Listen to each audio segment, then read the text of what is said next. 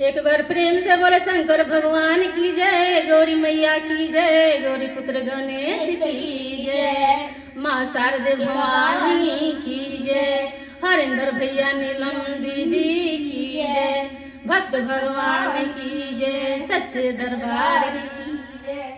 तो देखिए भैया दीदी कि भोला जी से झगड़ा करके गौरा मैया कैलाश पर्वत से अपना मायके आ गई हैं। और देखिए भोले बाबा बुलाने के लिए सबको भेज रहे हैं। तो गौरा मैया अपनी मैया से कह रही हैं, देखिए कैसे कह रही हैं, कौन भाव में कह रही गौरी मैया।